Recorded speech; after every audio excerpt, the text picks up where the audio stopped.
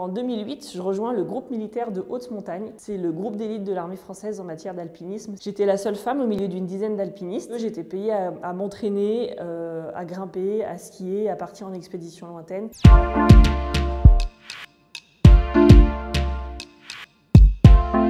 Alors, je viens d'une famille très sportive. Mon papa était professeur d'EPS en collège-lycée et ma maman, elle était aussi professeure d'EPS. Ce que j'ai remarqué plus tard, c'est que mon papa, quand il nous emmenait faire tous ces sports, être une petite fille, c'était pas une excuse. C'est-à-dire que c'est pas parce que j'étais une petite fille que j'avais le droit d'avoir plus peur, d'avoir plus faim, plus soif. Quand je suis adolescente et qu'il faut chercher un peu sa voie professionnelle, j'ai aucune idée du métier que je vais exercer plus tard. Je sais que j'ai envie d'être dehors, je sais que j'ai envie de faire du sport. J'ai envie surtout d'être dans les montagnes. En 2008, je rejoins le groupe militaire de haute montagne. C'est le groupe d'élite de l'armée française en matière d'alpinisme. J'étais la seule femme au milieu d'une dizaine d'alpinistes et c'était juste fabuleux. J'étais payée à m'entraîner, à grimper, à skier, à partir en expédition lointaine. C'est plutôt une bonne surprise finalement de découvrir cette institution qui a une image assez stricte, assez exigeante et puis assez masculine. L'armée, c'est vraiment un univers à part, c'est-à-dire qu'à l'armée, on n'a pas des vacances, on a des permissions. On n'a pas un salaire, on a une solde. Ça change un petit peu tout au niveau du vocabulaire au quotidien, au niveau de l'ambiance. C'est vraiment une belle famille. Donc aujourd'hui, je suis gardien de la pêche, je fais partie de la police nationale et ma spécialité, c'est le secours en montagne.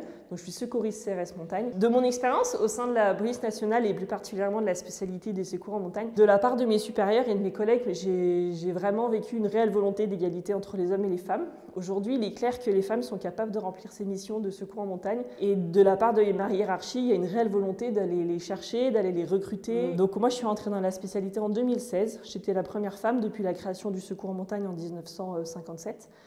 Et aujourd'hui, on est 4 femmes et bientôt 6. Donc la qualité première, j'ai envie de dire, pour mener ces carrières, c'est vraiment d'avoir envie d'être dehors, d'être en montagne, d'avoir envie de physiquement se dépasser, de se donner, et puis parfois de ne pas trop compter ses heures d'entraînement, parce que c'est sûr qu'on s'entraîne sur notre temps de travail. Il faut vraiment que tout fonctionne pour pouvoir assurer sa sécurité, celle de ses collègues, et puis bien sûr aller sauver les victimes.